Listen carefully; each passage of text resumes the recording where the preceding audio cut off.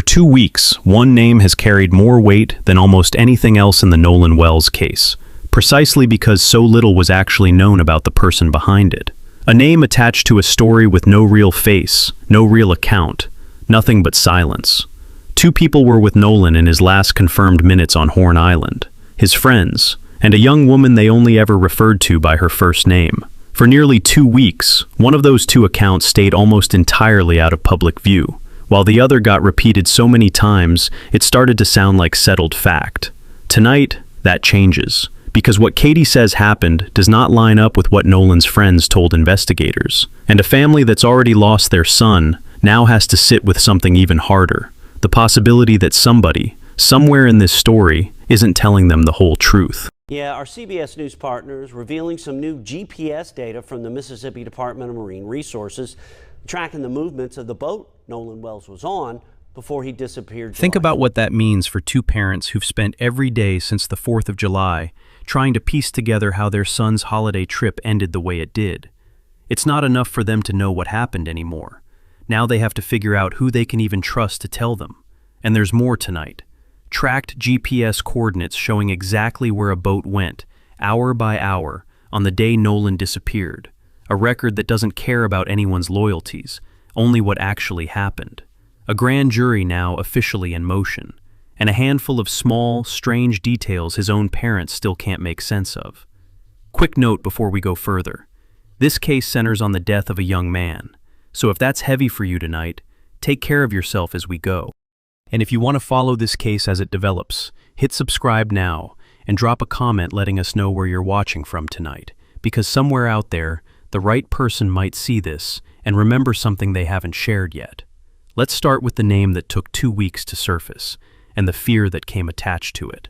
Nolan had a conversation with a young woman on the beach that afternoon. His friends would later refer to her only as Katie. That's where the confirmed information stopped, for a long time. Katie's identity wasn't in the first wave of coverage. It wasn't in the early statements from the family's legal team. While speculation online chased down pool party photos and out-of-context clips, the one person who may have spoken with Nolan last sat almost completely unidentified, likely unaware her name would eventually matter this much to strangers she'd never met. Part of the reason traces back to the very first night he went missing. A night that for his mother must have felt like it stretched on without end. According to someone who was on the phone with Christine, as she tried to figure out where her son was, Katie's name came up almost by accident, mentioned as someone Nolan had wanted to stay behind with. And then came a detail that made an already terrifying night even worse. Word that Katie herself might be missing too, with nobody on that call able to say who she actually was, or where to even start looking. Picture that moment.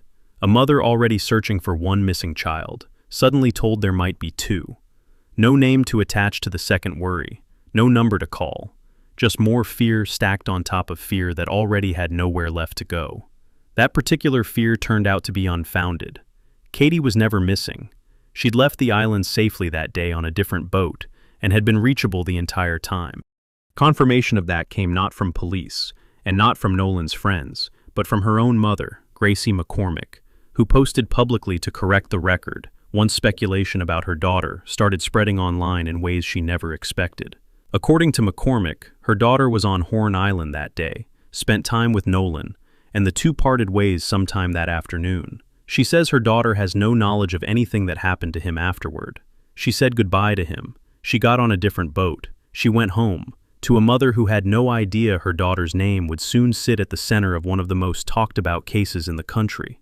If that were the whole story, it would end there quietly, the way most small footnotes in a larger tragedy tend to end. It doesn't.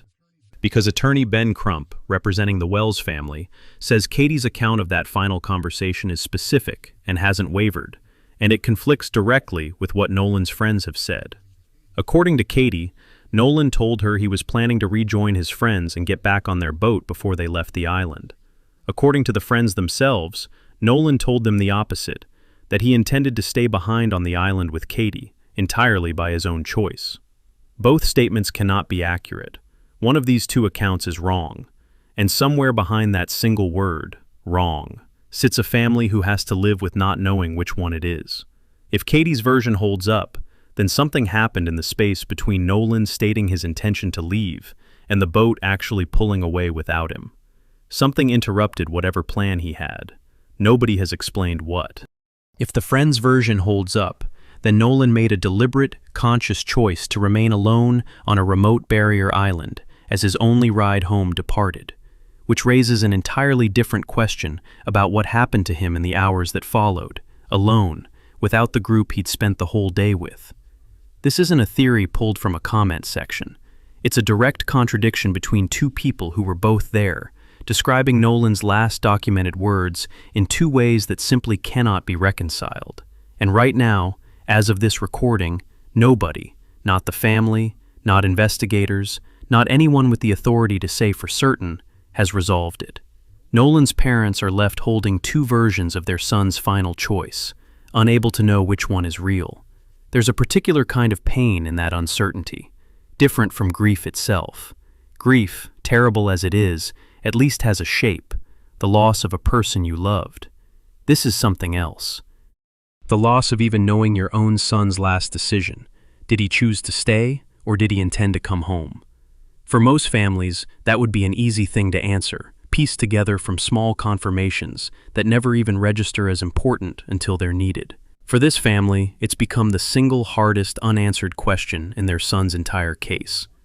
Beyond that conversation, there are smaller inconsistencies the family has raised publicly, details that would never make a headline on their own, but that add weight the longer you sit with them. Start with something as simple as a piece of clothing. The official police report lists Nolan wearing black shorts at the time of his disappearance.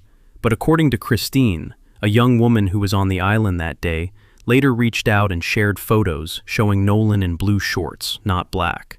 On its own, it sounds like nothing, a clerical slip, a misremembered detail. But try seeing it the way a mother sees it. A mother who no longer has the ability to simply ask her son what he was wearing that day. For her, that detail isn't a footnote to move past. It's a thread. And once you start pulling on one thread, in a case built almost entirely on other people's memories, you can't help but look for the next one. Then there's what happened before Nolan's body was even found.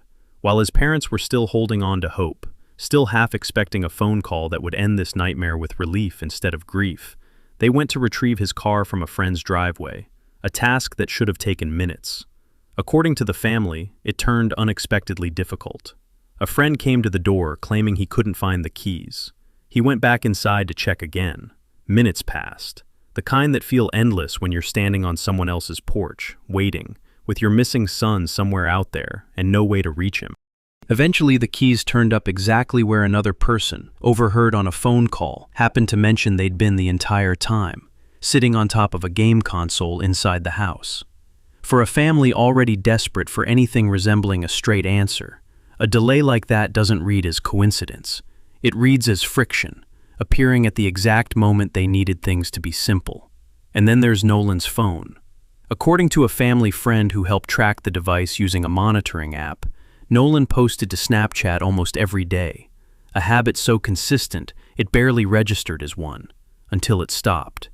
In the 24 hours before he disappeared, that activity went completely silent. No updates, no posts.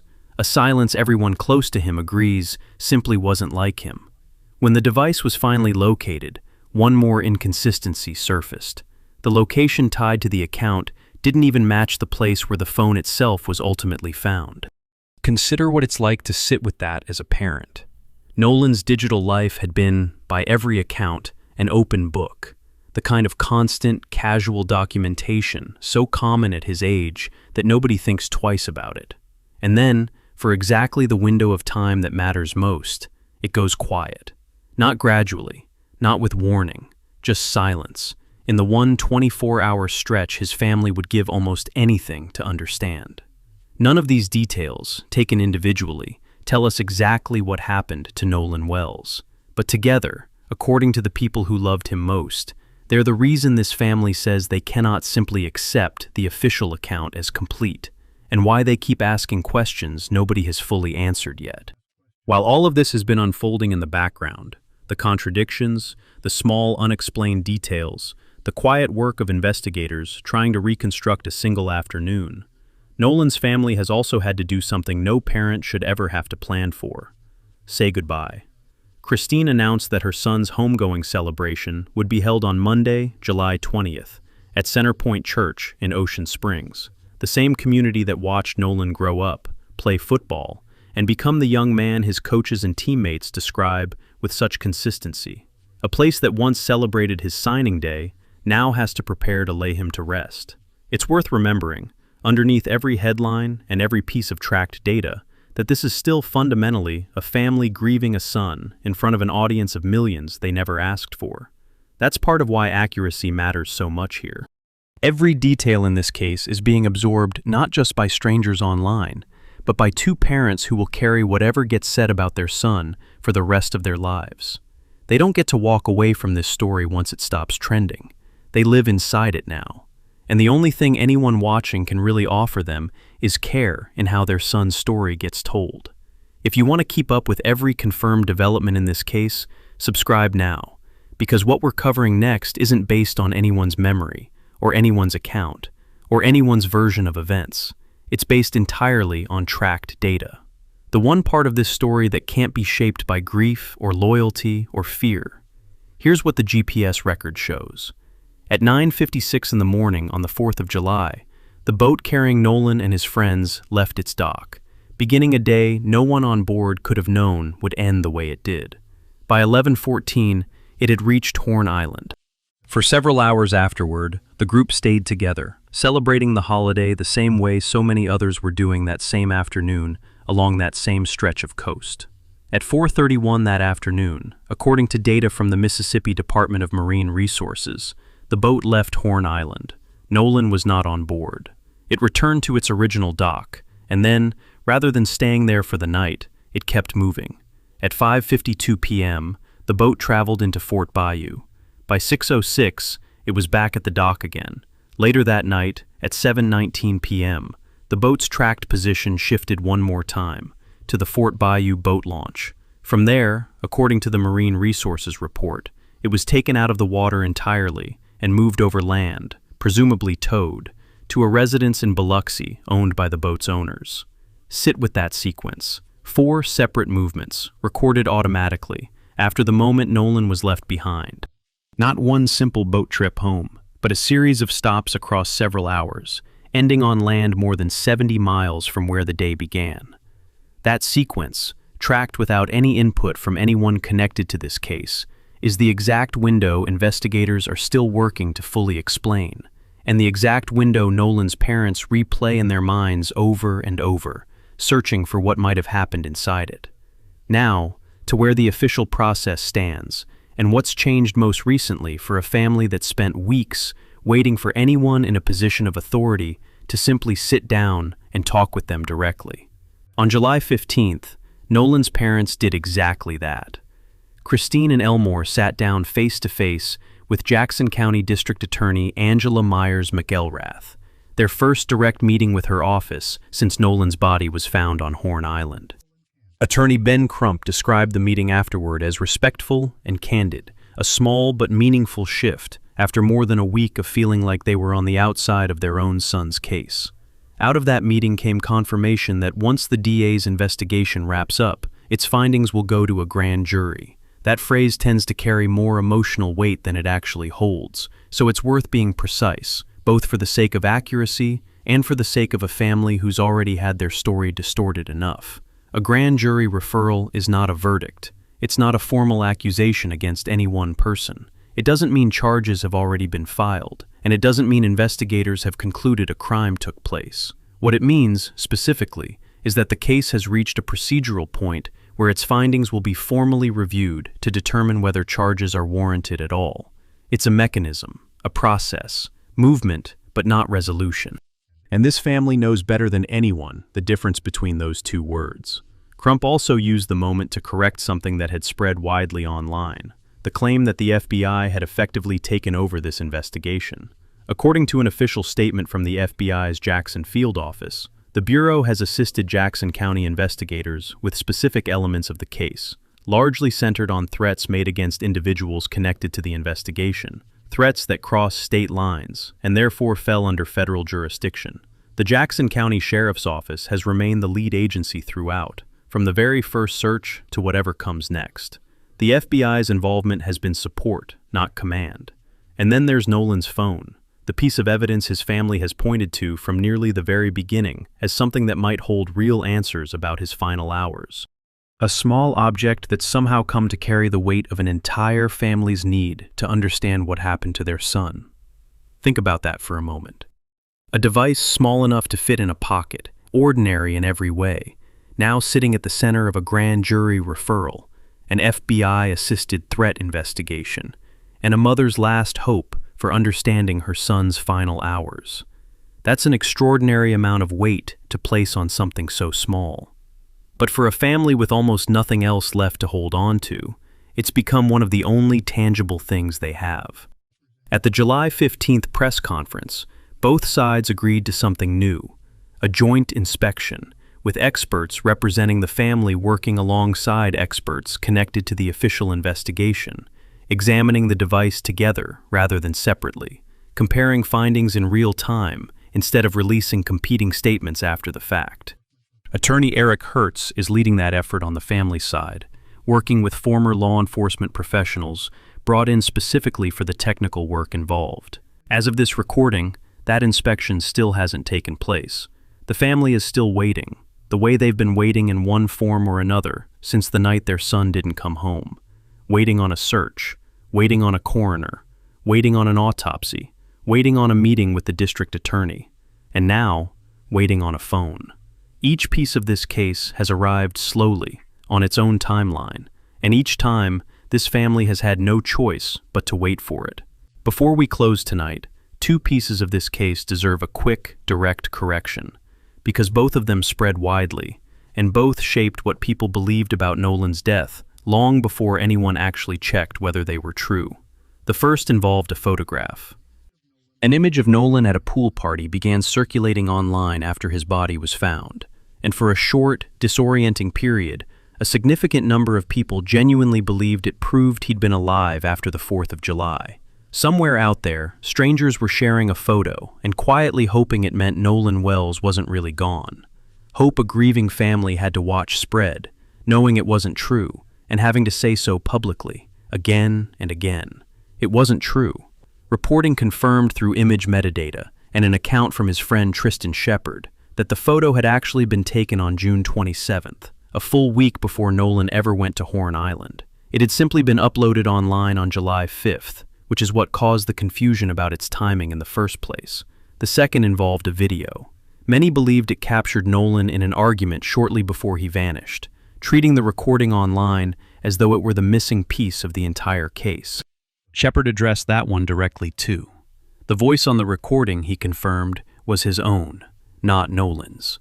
Both pieces of misinformation have since been corrected publicly and clearly. What's left once you strip them both away is what was always underneath them from the very beginning: the timeline, the unresolved contradiction between two first-hand accounts, and a family still waiting, patiently and publicly, for someone to give them real answers instead of theories. This case is still open. It remains, in every sense, unfinished. The grand jury hasn't concluded anything yet. The phone inspection agreed to weeks ago still hasn't happened. And the contradiction between Katie's account and the account given by Nolan's friends still hasn't been resolved by anyone with the actual authority to resolve it. What we've laid out tonight isn't speculation, and it isn't the version of this story that spread fastest online. It's what has actually been confirmed, by name, by record, by verified reporting, as of today. And it is, in many ways, the very least a grieving family deserves. Not another theory, not another rumor, just the truth, as far as it's currently known, told with the care this story has always required. Somewhere in Ocean Springs tonight, a mother is planning a service for a son she still doesn't fully understand losing.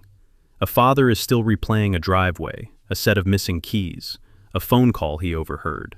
And a young woman named Katie, who never asked to become part of a national story, is living with the knowledge that her final conversation with Nolan Wells has become one of the most scrutinized exchanges in the country, even though, by every account, she's done nothing but tell investigators what she remembers. That's the part of this story that's easy to lose underneath the grand jury language, the GPS timestamps, and the legal terminology. Underneath all of it, there is still just a family in a small Mississippi community trying to understand how a holiday boat trip with friends ended with their son gone. Nothing about a grand jury referral changes that. Nothing about a joint phone inspection changes that. Those are steps, important ones, but they're steps toward an answer this family hasn't received yet. If this laid the case out more clearly than what you've seen elsewhere, send it to someone who's been following the story, and let us know in the comments which unanswered question you think matters most right now. The conversation on the beach, the GPS timeline, or one of the smaller details this family still can't explain. We'll be back with the next confirmed update the moment there is one, because somewhere in Mississippi, a family is still waiting for the truth about that night, and they deserve to have it told right, without speculation, without shortcuts, and without anything added that isn't actually known.